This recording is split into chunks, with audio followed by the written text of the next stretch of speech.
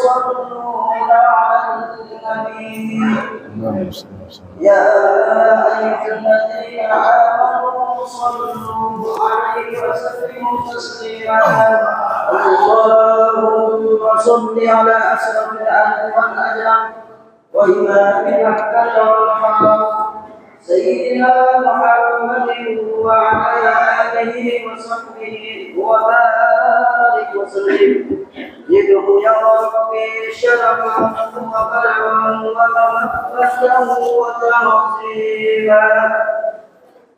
السلام عليكم ورحمة الله وبركاته.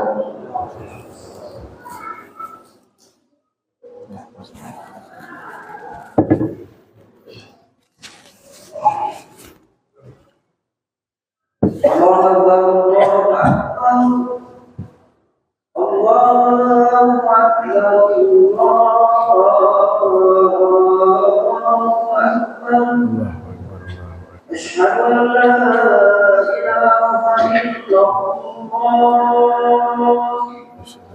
أشهد أن لا إله إلا الله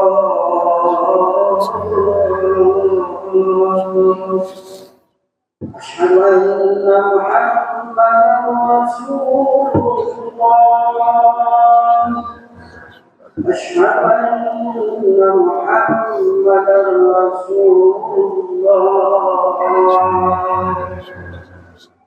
حي على الصلاة حي على الصلاة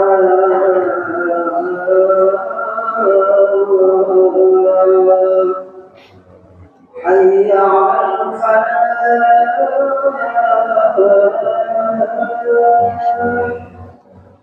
حي على الفلاح الله أكبر لا إله إلا الله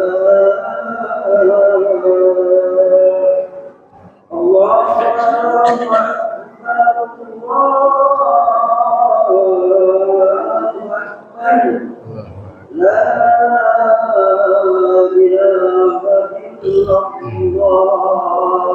إلا الله محمد رسول الله صلى الله عليه وسلم. أيها الناس روي عن أبي هريرة رضي الله عنه قال رسول الله صلى الله عليه وسلم إذا كنت لصاحبك أنصت يوم الجمعة والإمام يقول فقد قضوك وأنصتوا واسمعوا واعطوا رحمكم الله. اللهم صل وسلم على سيدنا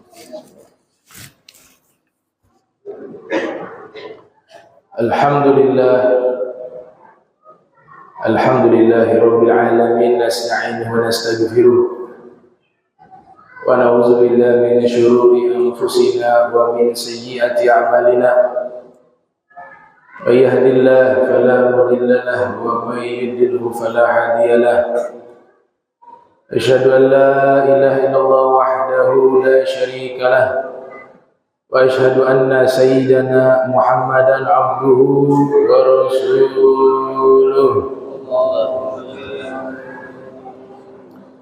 اللهم صل وسلم وكرم وزد على سيدنا وحبيبنا وشفيعنا وقدوتنا وقرة أعيننا مولانا محمد وعلى آله وصحبه أجمعين. أما بعد فيا أيها الناس أوصيكم ونفسي بتقوى الله فقد فاز من اتقى. سبحانك لا علم لنا إلا ما علمتنا إنك أنت العليم الحكيم.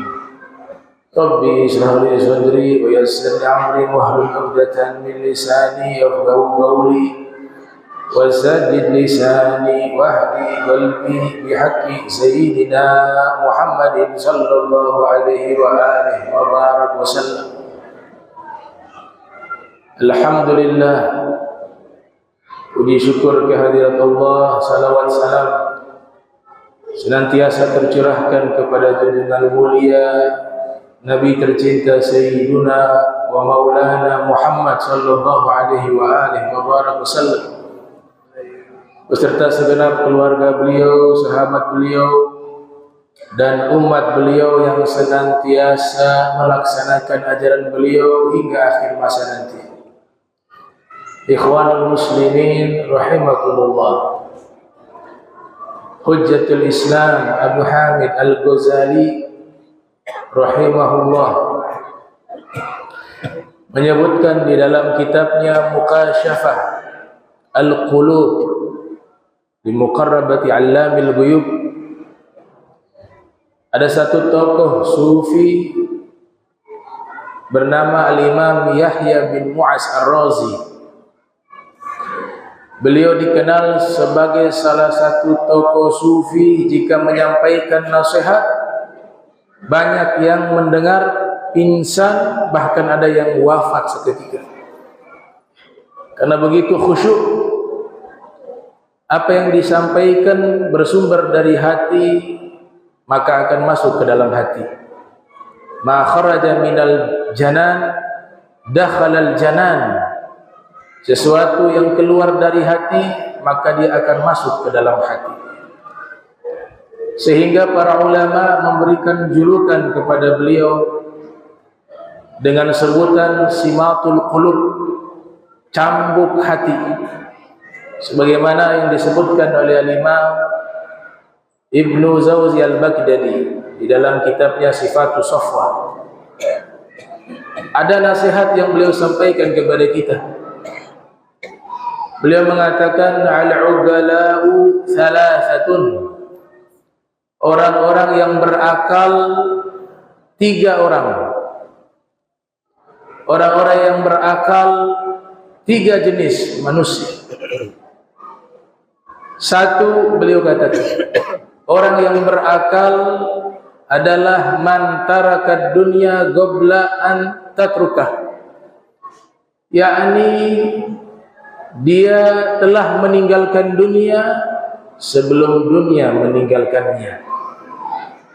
Makna dari nasihat beliau adalah kita tidak meletakkan dunia di dalam hati kita. Cukup dunia itu kita sibukkan dengan fisik kita sebagai bentuk ikhtiar di dalam mencari pekerjaan dan menjemput rizki yang Allah rizkikan kepada kita. Akan tetapi di hati kita tidak meletakkan dunia sebagai tujuan dari segala kehidupan kita. Itu yang dilarang oleh para ulama, dan itu yang dilarang oleh Nabi kita Muhammad sallallahu alaihi wasallam. Sebagaimana yang dinyatakan oleh Al-Imam Hasan Al-Basri.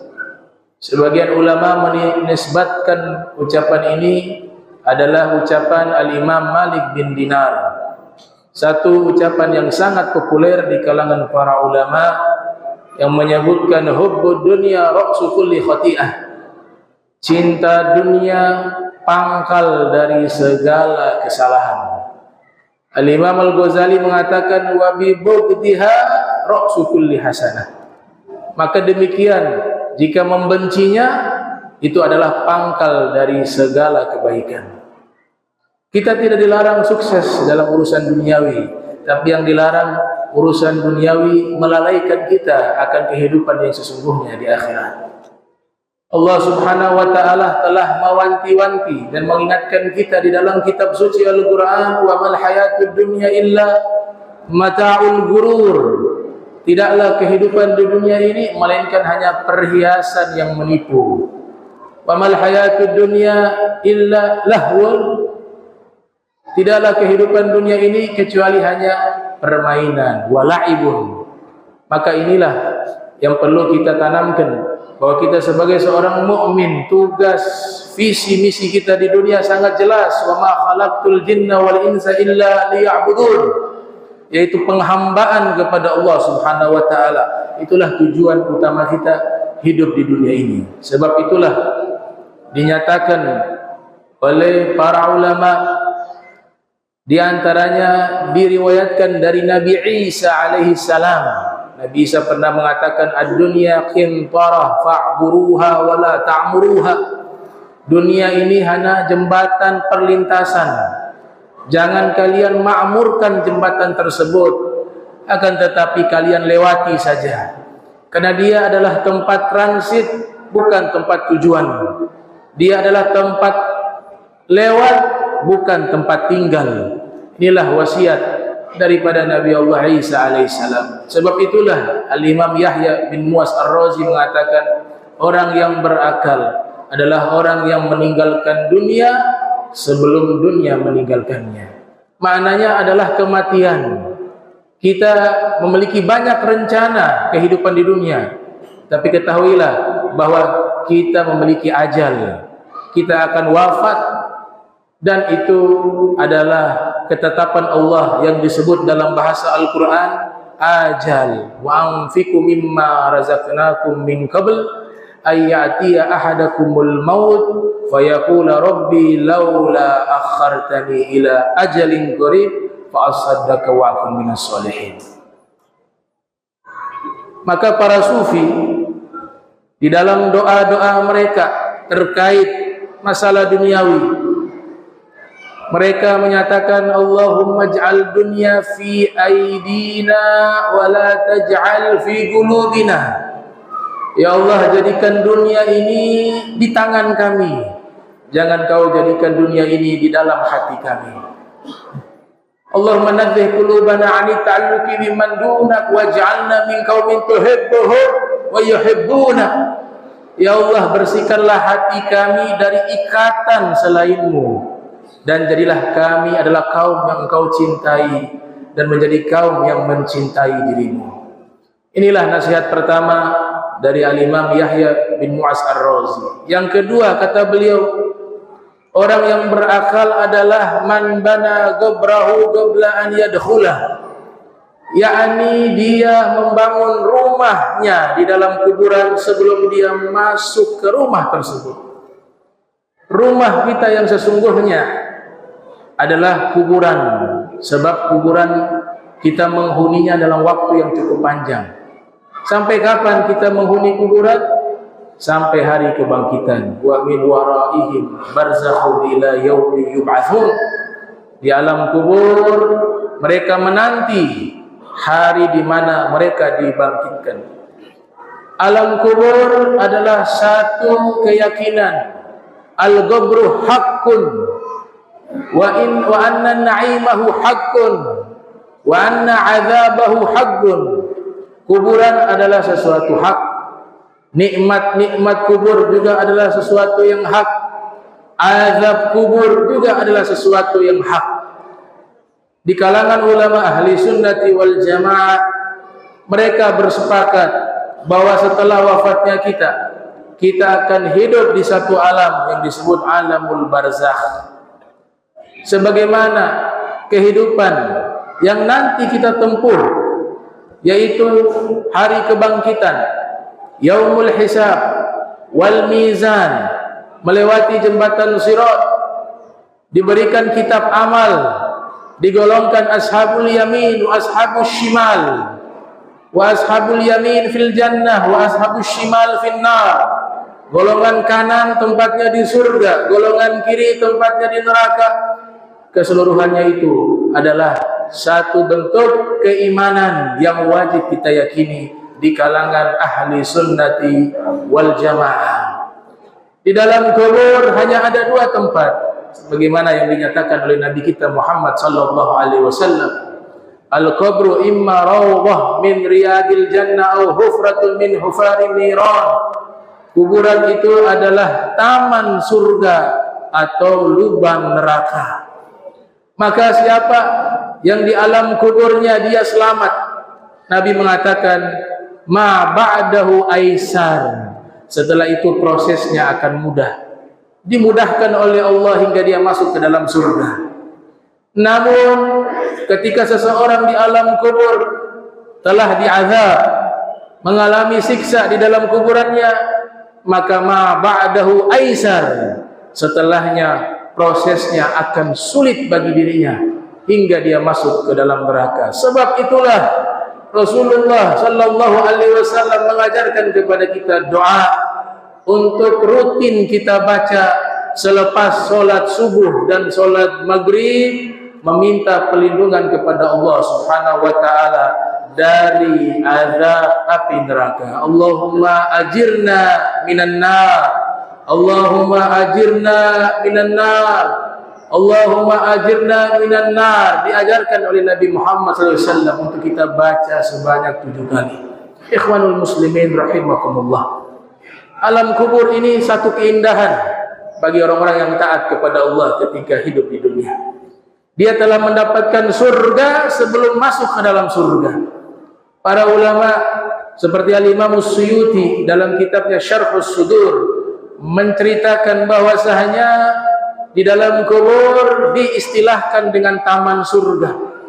Diberikan pintu khusus yang dimana dibawakan makanan-makanan dari surga, kenikmatan-kenikmatan surga diberikan kepadanya di alam kubur hingga ia menanti hari kebangkitan. Dan bagi orang-orang yang taat kepada Allah Subhanahu wa taala tidak terasa waktu di dalam kuburan, bagaikan pengantin baru yang di malam hari mereka berdua tiba-tiba muncul waktu pagi. Begitulah kemudahan yang Allah berikan bagi orang-orang yang bertakwa kepada Allah Subhanahu wa taala. Uiddat lil muttaqin. Allah nyatakan surga itu aku sediakan bagi orang-orang yang bertakwa kepada Allah Subhanahu wa taala. Oleh sebab itu, orang yang cerdas dia tidak hanya berfikir bagaimana rumahnya di dunia itu nyaman untuk dia tempati, bagaimana rumahnya di dunia itu bagus untuk dilihat, tapi juga orang berakal berfikir bagaimana rumahnya di kuburan itu menjadi tempat yang nyaman ia tempati, menjadi tempat yang indah untuk dia tempati, yang nanti dia menanti hari kebangkitan. Dan insyaallah dengan amal yang baik sebagaimana pesan dari Allah Subhanahu wa taala, sebaik-baiknya bekal bagi kalian adalah takwa. Ikhwanul muslimin rahimakumullah. Pesan yang ketiga disampaikan oleh Al-Imam Yahya bin Mu'az Ar-Razi, yaitu man arda khaliqah qabla an yalqah. Orang yang berakal adalah orang yang ketika hidup di dunia dia berusaha mencari ridhonya Allah sebelum dia berjumpa dengan Allah Ta'ala.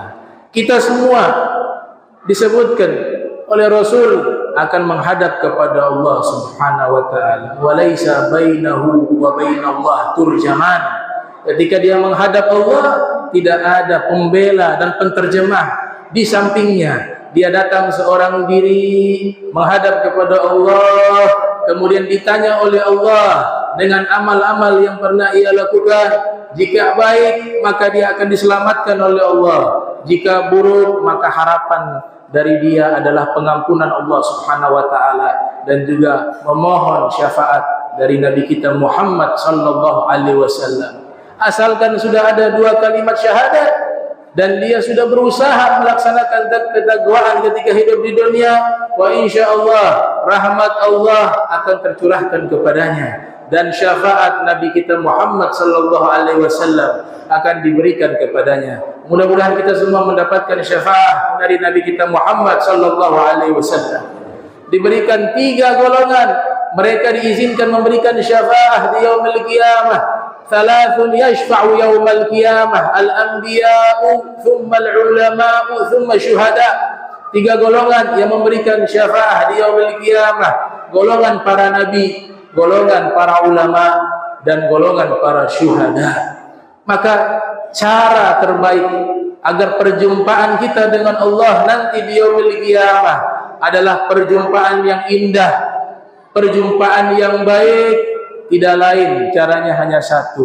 Allah sebutkan di surat Al-Kahf, "Faman kana yarju liqa'a rabbih falyamal 'amala shalihan wa la yusyrik bi ibadati rabbih ahda." Siapa yang ingin berjumpa dengan Allah dengan perjumpaan yang baik, hendaklah dia beramal soleh ketika di dunia dan tidak menyekutukan Allah dengan sesuatu apapun. Inilah ciri-ciri orang yang berakal. Terakhir ditutup oleh Nabi Muhammad SAW. Nabi mengatakan, al-kayyisu man dana nafsahu wa amila lima ba'dal maut, wal ahmaq man atba'a nafsahu hawaha wa tamanna 'ala Allahil aman. orang yang berakal, orang yang cerdas, orang yang pintar, kata Nabi, adalah orang yang ketika hidup di dunia pandai menghitung dirinya dan mempersiapkan dirinya sebelum datangnya kematian dengan amal-amal soleh. Adapun orang yang tertipu dan bodoh adalah orang yang mengikuti hawa nafsunya di dalam kemaksiatan, di dalam perbuatan-perbuatan yang tidak baik, tapi punya harapan mendapatkan surganya Allah Subhanahu wa taala. Na'udzubillahi min dzalik. Barakallahu li wa lakum fil Qur'anil Karim wa nafa'ani wa iyyakum bima fihi minal ayati wal Qur'anil Karim.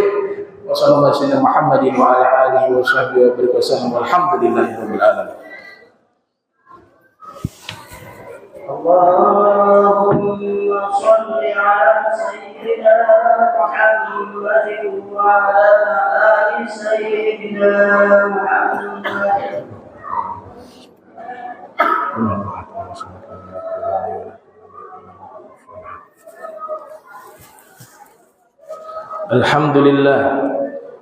Alhamdulillahi rabbil alamin. Allahumma salli wa sallim ala sayyidina Muhammadin miftahi babi rahmatillah adada ma fi ilmillah salatan wa salaman daiman mutalaziman bidawai mulkillah wa ala alihi wa sahbihi wa man wala amma ba'du. Fa ya ayyuhan nas ittaqullah wa hadimul jum'ah wal jama'at. Qala Allah subhanahu wa ta'ala ya ayyuhalladzina amanu idza nudiya lis-salati min yaumil jum'ah fas'au ila dzikrillah wa dharul bai'a dzalikum khairul lakum in kuntum ta'lamun. Fa idza qudiyatis salatu fantashiru fil ardi wabtaghu min fadlillah wadhkurullaha katsiran la'allakum tuflihun. Wa'lamu anna Allah ta'ala shalla 'alan nabiyyi qadima. فقال الله سبحانه وتعالى إن الله وملائكته يصلون على النبي يا أيها الذين آمنوا صلوا عليه وسلموا تسليما.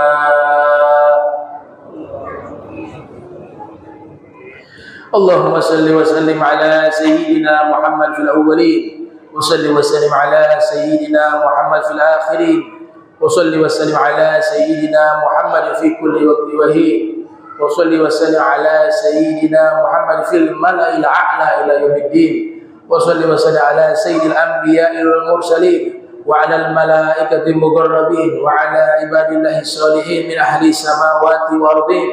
ورضي الله تبارك وتعالى عن سادتنا ذوي القدر سيدنا أبي بكر وعمر وعثمان وعلي وعن سائر الأصحاب رسول الله أجمعين.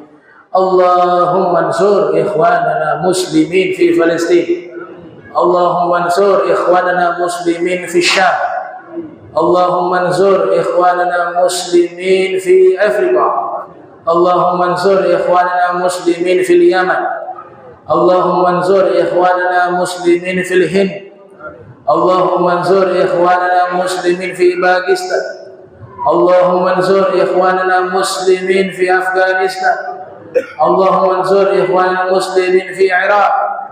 اللهم انصر إخواننا المسلمين في العراق. اللهم انصر إخواننا المسلمين في الصين. اللهم انصر إخواننا المسلمين في بورما. اللهم انصر إخواننا المسلمين في فيلبين.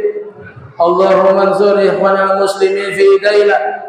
اللهم انصر إخواننا المسلمين من مشارق الأرض ومغاربها بحرها وبرها. اللهم ادفع عنا والمسلمين الغلاء والبلاء والوباء والفحشاء والمنكر والسيوف مختلفة والشدائد والمحن ما ظهر منها وبطن من بلدنا هذا خاصة ومن بلدان المسلمين عامة إنك على كل شيء قدير. اللهم احمي المسلمين في القدس وغزة وفي كل فلسطين. اللهم كن لهم عونا ونصيرا. اللهم عليك باليهود ظالمين وسهنة الغاصبين. اللهم احصهم عددا واقتلهم بددا ولا تغادر منهم أحدا. اللهم أرنا فيهم عجائب قدرتك واجعل عبرة لغيرهم يا رب العالمين. اللهم انصر إخواننا المستضعفين في فلسطين. اللهم فك كيد أسراهم وفرج عنهم وكربهم يا رب العالمين. اللهم قوي عاجزيهم يا رب العالمين. ربنا آتنا في الدنيا حسنة اللهم اغفر للمسلمين والمسلمات والمؤمنين والمؤمنات الأحياء منهم والأموات إنك مجيب دعوات وقاضي الحاجات وغافر الذنوب والخطيئات يا أرحم الراحمين يا أرحم الراحمين. فرج على المسلمين يا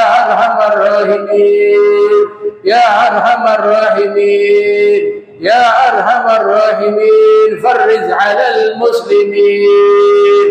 وصلى الله على سيدنا محمد وعلى آله وصحبه وبارك وسلم والحمد لله رب العالمين. عباد الله إن الله يأمر بالعدل والإحسان وإيتاء ذي القربى وينهى عن الفحشاء والمنكر والبغي يعظكم لعلكم تذكرون. فاذكروا الله يذكركم واشكروه على نعمه وحسنه فليتكم فذكر الله أكبر. أقيموا الصلاة.